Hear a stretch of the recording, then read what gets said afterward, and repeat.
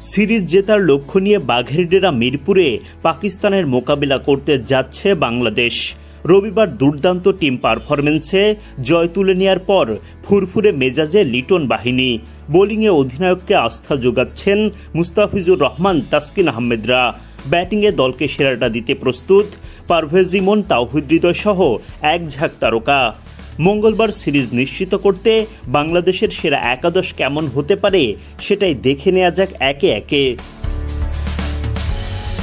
লম্বা সময় পর ওপেনিংয়ে আস্থা খুঁজে পেয়েছে বাংলাদেশ। তানজিদ তামিম ও পারভেজ ইমন দ্বিতীয় টি-20তেও দলের হয়ে ইনিংস শুরু করতে নামবেন।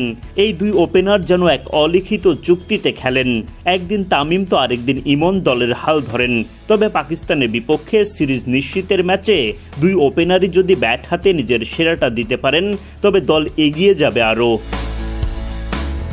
গুরুত্বপূর্ণ ৩ নম্বর পজিশনের কঠিন দায়িত্ব সামলাবেন অধিনায়ক লিটন দাস নিজেই। সবশেষ ম্যাচে লিটনের ব্যাট না হাসলেও দ্বিতীয় ম্যাচে অধিনায়কের কাছে দায়িত্বশীল ইনিংসের প্রত্যাশা।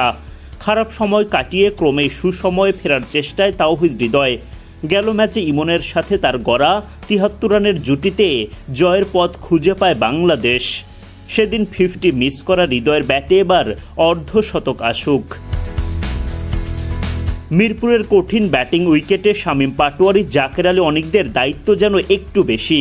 এই মারকুটে ব্যাটাররা যদি ক্যামিও খেলতে পারেন তবে পাকিস্তানের বিপক্ষে সেটাই তৈরি করে দিতে পারে বড় ব্যবধান। সঙ্গে শামীমের পার্ট টাইম বোলিং সামর্থ্য তো দলের জন্য বাড়তি পাওয়া।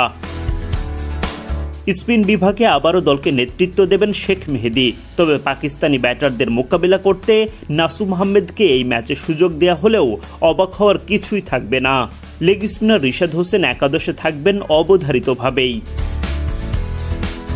সিরিজের প্রথম টি-20তে পাকিস্তানি ব্যাটারদের নাস্তানাবুদ করে ছাড়েন কাটান মাস্টার মুস্তাফিজুর রহমান। 4 ওভারে মাত্র 6 রান খরচায় জোড়া উইকেট তোলেন তিনি। আরও একটা জয় তুলে নিতে এমন মুস্তাফিজকেই চাইবে দল। দ্য ফিজের সাথে থাকবেন গেল ম্যাচে 3 উইকেট শিকার করা তাসকিন আহমেদ ও মাত্র 20 রান খরচায় 1 উইকেট তোলা তানজিম সাকিব। শেষ পর্যন্ত একাদশ যেমনই হোক, বাংলাদেশ চাইবে দ্বিতীয় ম্যাচেই জয় তুলে নিয়ে সিরিজ নিজেদের করে নিতে। মঙ্গলবার বাংলাদেশ সময় খেলা শুরু সন্ধ্যা 6টায়।